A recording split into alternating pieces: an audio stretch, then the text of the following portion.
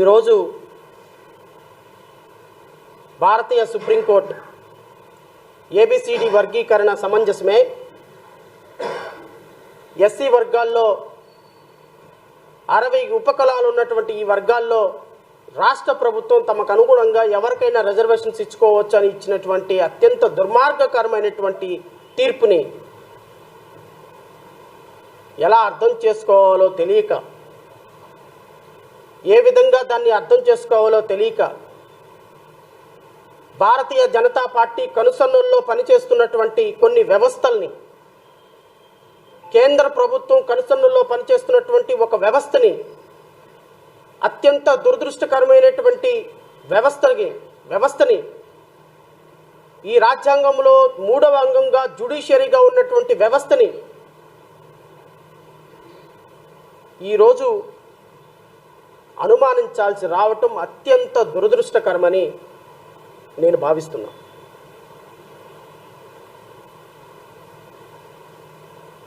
ఒక దేశంలో ఉన్నటువంటి కేంద్ర ప్రభుత్వం ఒక రాష్ట్రంలోకి వచ్చి రాష్ట్రంలో సింహభాగంగా ఉన్నటువంటి మాల సామాజిక వర్గం ఓట్లు మాకు అవసరం లేదు, మాల సామాజిక వర్గంలో ఉన్నటువంటి ఎంప్లాయీస్ మాకు అవసరం లేదు, మాల సామాజిక వర్గంలో ఉన్నటువంటి విద్యార్థుల భవిష్యత్తు మాకు అవసరం లేదు, గొంగళి ప్లేట్లో అన్నం తింటున్నటువంటి మాలామాదిక సామ్రాజ్యాన్ని విచ్ఛిన్నం చేయకపోతే ఈ దేశంలో రాజకీయాలు, ఈ రాష్ట్రంలో రాజకీయాలు సాధించలేమని భారతీయ జనతా పార్టీ పాడిన కుటిల ప్రయత్నంలో పాములుగా మారినటువంటి పవన్ కళ్యాణ్ అండ్ చంద్రబాబు నాయుడు ఇద్దరిని కూడా నేను ఈ ప్రెస్ మీట్ ద్వారా ప్రశ్నిస్తున్నా.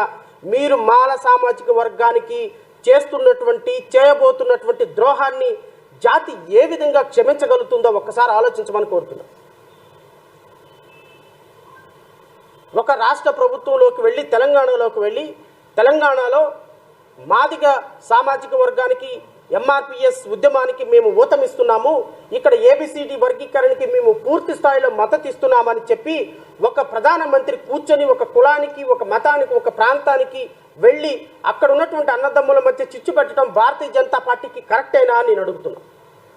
ఒక రాష్ట్ర ముఖ్యమంత్రిగా మాల సామాజిక వర్గాన్ని, మాదిక సామాజిక వర్గాన్ని దగ్గర చేర్చుకొని ఎస్సీలుగా ఉన్నటువంటి ఇద్దరిని కూడా సంఘటితం చేసి వాళ్ళ అప్లిఫ్ట్మెంట్కి ప్రయత్నం చేయాల్సినటువంటి ఒక ముఖ్యమంత్రి స్థాయిలో ఉన్నటువంటి చంద్రబాబు నాయుడు ఈరోజు వాళ్ళని వెడకొట్టి డివైడ్ అండ్ రూల్ అండ్ పాలసీతో ఒక బ్రిటిష్ సామ్రాజ్యాన్ని ఏర్పరిచినటువంటి కుయుక్తులతో చేసినటువంటి ఒక వ్యవస్థని ఈరోజు ఆంధ్రప్రదేశ్ రాష్ట్రంలో మరలా గెలిపించినటువంటి ప్రజల్ని ఏమనాలో అర్థం కావటం.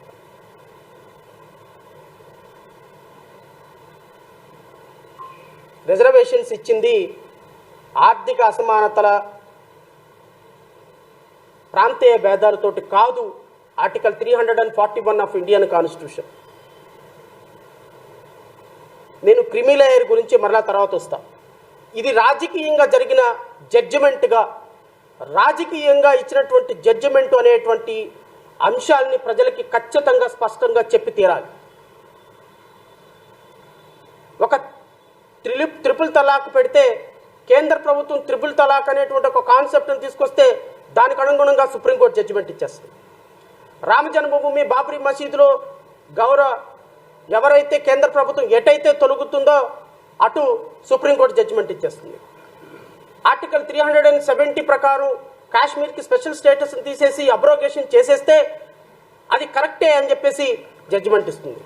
అంటే కేంద్ర ప్రభుత్వం ఏ విధమైనటువంటి చట్టం చేసినా, కేంద్ర ప్రభుత్వం ఏ విధమైనటువంటి అఫిడవిట్ ఫైల్ చేసినా, కేంద్ర ప్రభుత్వం ఏ జాతికి ఏ విధంగా చేసినా కూడా దాని మీద ఏ విధమైనటువంటి కాంట్రా వ్యూ తీసుకునే అవకాశం రాజ్యాంగం ప్రకారం ఒక భారతీయ సుప్రీంకోర్టుకు లేనప్పుడు ఈ దేశంలో న్యాయ వ్యవస్థ మీద సామాన్యుడికి ఎలా నమ్మకం కలుగుతుంది?